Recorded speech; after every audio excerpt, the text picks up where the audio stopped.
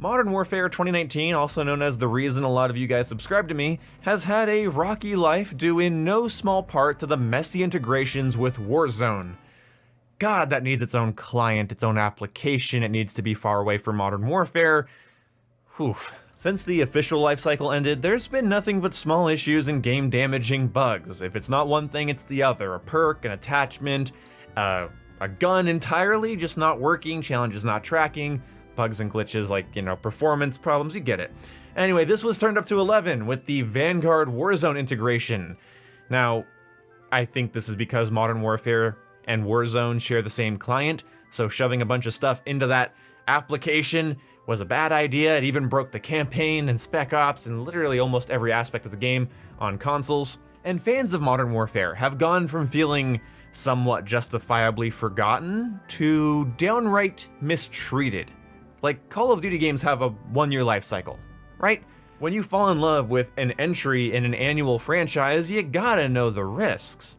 I wished so hard that Modern Warfare would have had a full year of simultaneous support alongside Black Ops Cold War, because Black Ops Cold War and Modern Warfare were very far removed from each other in pretty much every way except for the base Call of Duty formula that most of us are, watching this video because of.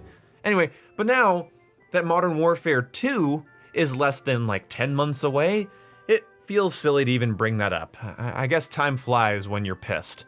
So recently, you might remember I made a video about how broken Modern Warfare was and how disappointed I was with Infinity Ward, Raven, Activision, because they were just dropping the ball and then acting like it didn't happen.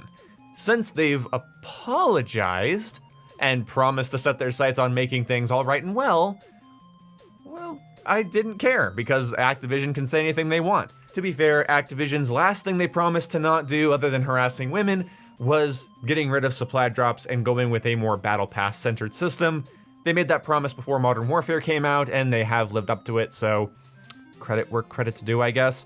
Either way, Modern Warfare has been on a lot of people's minds, because the new Modern Warfare is getting teased here and there, a lot of leaks, a lot of rumors. I'm going to be making videos about those leaks and rumors, so stay tuned for that. But you might be wondering, is Modern Warfare 2019 going to be sustainable until then? Is it worth playing? Can I load it up and hop into a match right now? Well, it is currently max double XP in Call of Duty Vanguard right after the release of Season 2. So basically, Vanguard has double Battle Pass, double XP, double Weapon XP, double Operator XP. It's crazy. It's like a whole bunch of stuff over there. New maps and weapons just got added. And yet, Modern Warfare 2019 has been an incredibly playable experience on my Xbox Series X for the last 2 nights. The biggest downgrade, of course, being the FOV slider, or lack thereof. My only issue outside of that is that matchmaking can't seem to find solid quality lobbies consistently. So in regards to connection or team balancing, it's a bit of a shit show right now, but Call of Duty's always had that problem, right? So no big deal. Anyway, I think a lot of people are avoiding Modern Warfare because they still think it's borked because that's what happened last winter. This winter, I guess it's still winter. It's not though. I mean, maybe on one console it's gonna have a problem that another one doesn't have. Maybe PlayStation has an issue, Xbox doesn't have, Xbox One X has an issue, Series X doesn't have, and whatever. I can't speak for every single platform on the planet, but other than some awkward connections and the lack of an FOV slider, Modern Warfare 2019 is still kind of kicking ass. Like, I'm enjoying this game again. And it makes me sad because I'm realizing the more I get older, I have to really be invested in a game to like it. And I think Modern Warfare's setting and style and tone, again, even when it's shark jumpy, is pretty good. I like it. I like looking at Modern Warfare. I like playing in its maps. I like looking at its world. And I forgot how fun it is to customize weapons in this game. It's almost like the 5 attachment limitation compared to Cold War's 8 and Vanguard's 10. The 5 attachment limitation breeds creativity, and I end up having a lot of fun customizing even just one weapon throughout the night. When you are in a solid quality lobby and you just kind of get your eyes used to the crappy FOV, it just sings. It just works really well.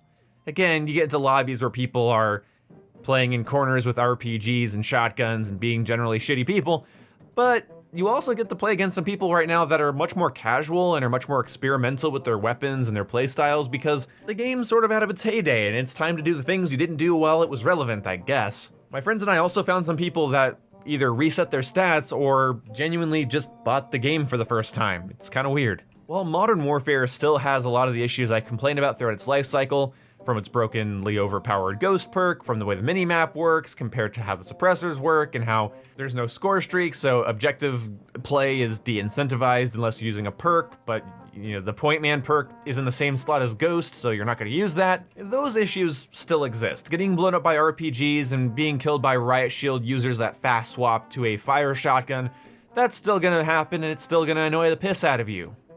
But every Call of Duty game has its problems at the end of the day, and I think Modern Warfare's list of atrocities is a bit lower than Cold War's and Black Ops 4's, the two games it's sandwiched between, so, that's a whole other video. Let's get into that later.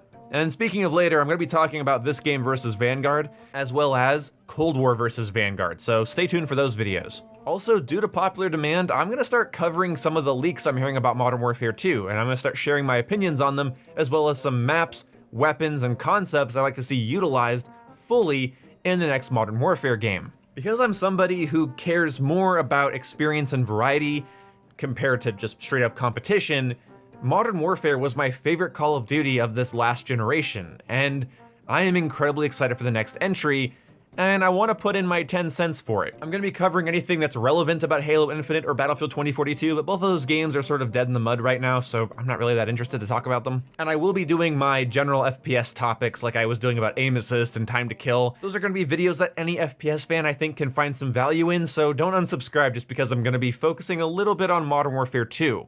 But before any of that, the big thing I'm doing next is I'm just going to rant and rant and rant about Vanguard, Halo, and Battlefield 2042. We are towards the end of February here, kids. The final stretch. I promised that I would be ruthless around this time, and I'm going to keep that promise. Either way, thank you guys so much for watching this video. If you enjoyed it, if you're enjoying Modern Warfare 2019, let me know. I loved revisiting it, it's kicking ass, and I hope you don't mind this video sort of doubling as a channel update. Either way, I'll see you when I see you. Goodbye.